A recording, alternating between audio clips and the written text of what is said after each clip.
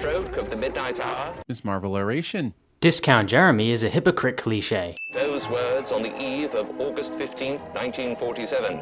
I love me some historical fiction, so I was very excited when I saw this intro shift to sepia and this film reel got queued up, especially since this is a place and time I know little to nothing about. But then I realized it wasn't one of the characters watching this archival footage, it was just me. Marvel's tricked me into this expositional history class, and all my instincts from childhood tell me I should resist this by kicking and sinning. So it's a sin because a character isn't watching it? What the hell? How does that make any sense? I mean, you would have sinned it if a character had been watching it anyway. Also, Discount Jeremy sinned something he likes cliche. Scene opens on the feet of someone running fetish. I mean cliche. Honestly, the word fetish is more accurate than the word cliche in this context. Bringing a knife to a gunfight. I mean, it ends up working out, but doesn't make it any less of a sin. Yes it does. Seriously, why is it a sin that a character has a knife and killed a dude who had a gun? What the hell? The sin, as always, is the British. The sin, as always, is that's racist. Poking someone with your stick without explicit consent. Making dumb and unfunny sex jokes without explicit consent. Touch me and I'll break your leg. What?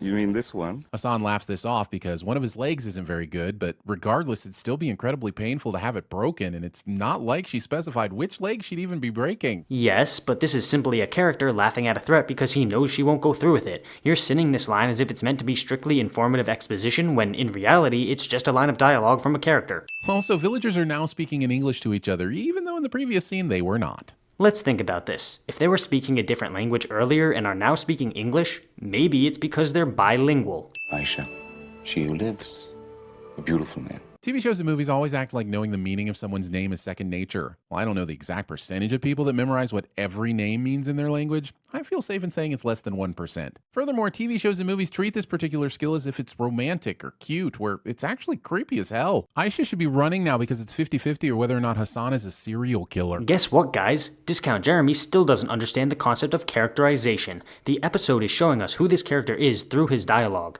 Besides, the show is not implying that he knows what all names mean, just this one. Maybe he knows more, but we only know that he knows this one.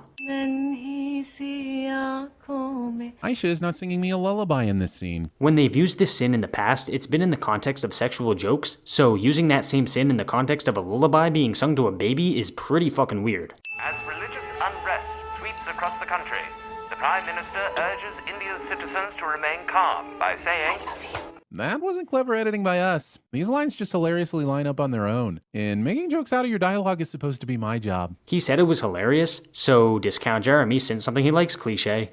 Of course I do. But I hid the bangle for safekeeping.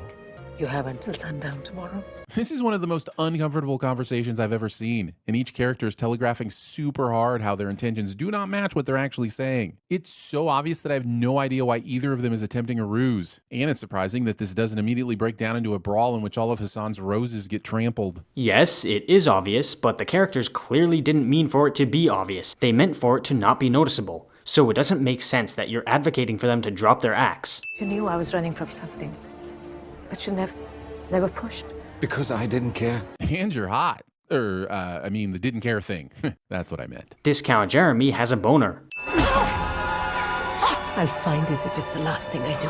Sure, we all knew Aisha was going to die or at least disappear because Kamala's father prophesied it at the dinner table in episode 2. But still, finding the bangle probably could have been the first or maybe even second thing you did if you hadn't killed the person who knows where it is and where it's going. But this very scene demonstrates the fact that Aisha was willing to die to prevent Najma from getting the bangle, and since Najma has more than 2 brain cells, she was able to figure out that she wouldn't be able to get the location of the bangle from Aisha. You have everything that you need. Except for a more precise explanation of how I got here and what I'm supposed to be doing now that I'm here, but sure, I'll take this picture and hope for the best. This is one of those times when he sins the show for not giving more exposition when it's safe to assume he would have given a sin anyway if there had been more exposition. The show isn't going out of its way to make you overtly understand things, it's trusting you to not be an idiot. You're supposed to save Nani like the story.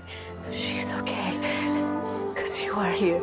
Show tries to downplay it, but it pretty much just pulled it back to the future by creating a situation where Kamala has to help her grandmother get to the train in order to ensure her own existence. Oh no, one aspect of this show is somewhat similar to the plot of a movie. That means this show is ripping off that movie, right? Wrong. That's not what that means, you stupid TVSins fanboys. Just because 2 things are similar does not mean one is a ripoff of the other.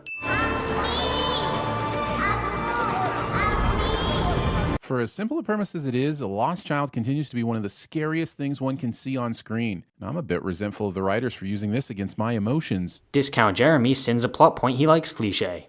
I see the writers have decided that the biggest threat to Kamala's powers will be slight bumps and distractions. Everything wrong with Miss Marvel, ladies and gentlemen. A character gets bumped around in a crowded area. It was me. Kamala doesn't acknowledge how this time loop nonsense of traveling from the future to create your own past can really f with your concept of free will. So, are you saying that you wanted Kamala to look at the camera and say, time loops, such as the one I'm currently in, can really fuck with free will?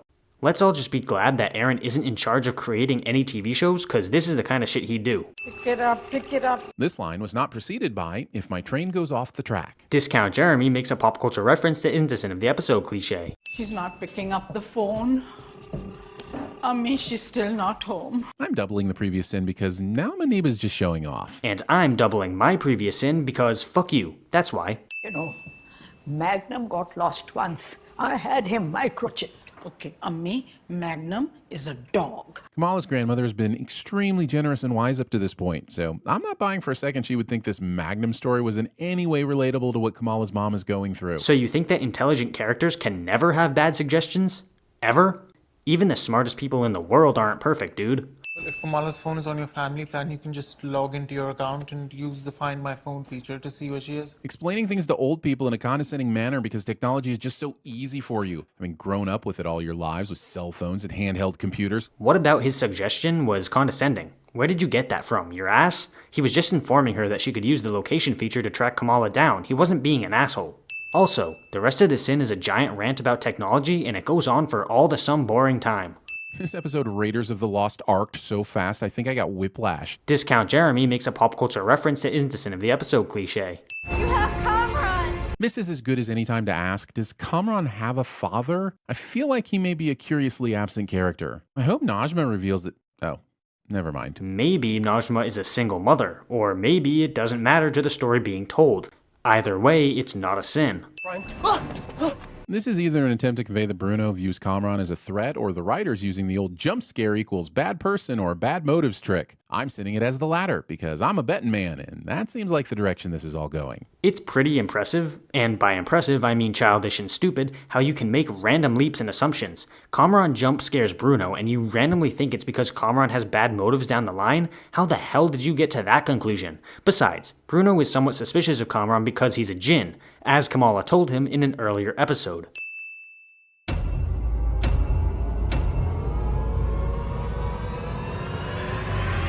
Oh my lord.